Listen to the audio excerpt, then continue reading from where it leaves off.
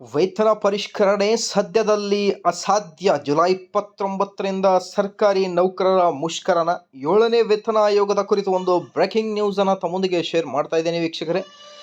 Video start ಮಾಡೋದಕ್ಕಿಂತ ಮುಂಚೆ ನೀವು ಕೊಡುವ ಒಂದೇ ಒಂದು ಲೈಕ್ ನಮಗೆ ಬಹಳ ಸಪೋರ್ಟ್ ಆಗಿರುತ್ತೆ. ದಯಮಾಡಿ ವಿಡಿಯೋನ ಲೈಕ್ ಮಾಡಿ, ಅದರ ಜೊತೆಗೆ ನಮ್ಮ ಯೂಟ್ಯೂಬ್ ಚಾನಲನ್ನು ಕೂಡ ಸಬ್ಸ್ಕ್ರೈಬ್ ಮಾಡಿಕೊಳ್ಳಿ.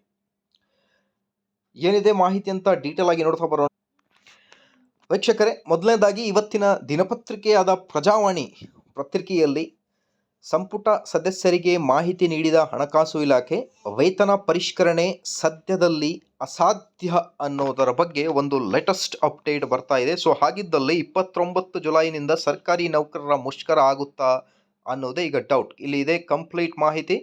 ವಿಡಿಯೋನ ಸ್ಕಿಪ್ ಮಾಡಲಾರ್ದೆ ಕೊನೆವರೆಗೂ ವಾಚ್ ಮಾಡಿ.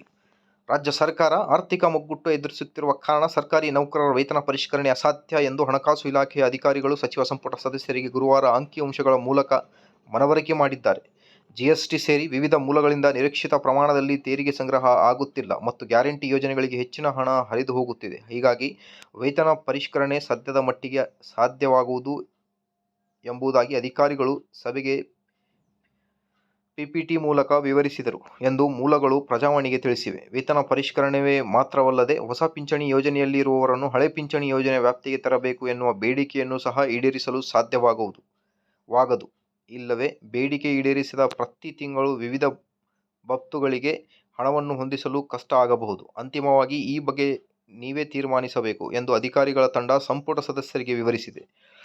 ಆಗ ಆರ್ಥಿಕ ಇಲಾಖೆ ಮುಖ್ಯಸ್ಥರು ಮಧ್ಯಪ್ರವೇಶಿಸಿ, ಹಣದ ಕೊರತೆ ಇದೆ ಎಂದ ಮಾತ್ರಕ್ಕೆ ವೇತನ ಪರಿಷ್ಕರಣೆ ಮಾಡದೇ ಇರಲು ಸಾಧ್ಯವಿಲ್ಲ, ತಕ್ಷಣವೇ ಆಗದೇ ಇದ್ದರೂ ಮುಂದೆ ಮಾಡಲೇಬೇಕಾಗುತ್ತೆ ಎಂದು ಹೇಳಿದರು. ವೇತನ ಪರಿಷ್ಕರಣೆಗೆ ಆಗ್ರಹಿಸಿ ರಾಜ್ಯ ಸರ್ಕಾರಿ ನೌಕರರ ಸಂಘ ಸರ್ಕಾರದ ಮೇಲೆ ಒತ್ತಡ ಹೇರಿದ್ದು, ಜಾರಿ ಮಾಡದೇ ಇದ್ದರೆ ಪ್ರತಿಭಟನೆ ಹಾದಿ ಹಿಡಿಯುವುದಾಗಿ ಎಚ್ಚರಿಕೆ ನೀಡಿದೆ. ಈ ಹಿನ್ನೆಲೆಯಲ್ಲಿ ವೇತನ ಪರಿಷ್ಕರಣೆಯ ಸಾಧಕ ಬಾಧಕಗಳ ಬಗ್ಗೆ ಮಾಹಿತಿ ಪಡೆಯಲು ಹಣಕಾಸು ಇಲಾಖೆ ಅಧಿಕಾರಿಗಳನ್ನು ಕರೆಸಿಕೊಂಡಿದ್ದರು ಎಂದು ಮೂಲಗಳು ತಿಳಿಸಿವೆ ಅಂತ ಹೇಳ್ತಾ ಇದ್ದಾರೆ.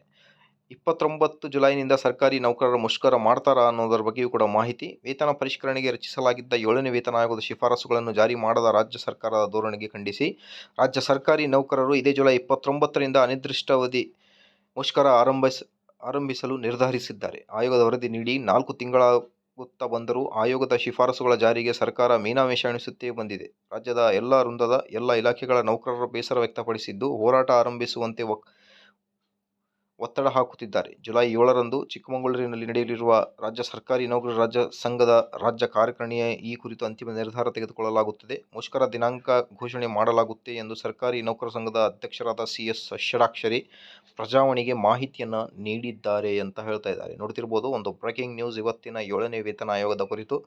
ಇದೇ ಥರ ಎಲ್ಲ ಅಪ್ಡೇಟ್ಗೋಸ್ಕರ ಲೈಕ್, ಶೇರ್ ಆ್ಯಂಡ್ ಸಬ್ಸ್ಕ್ರೈಬ್.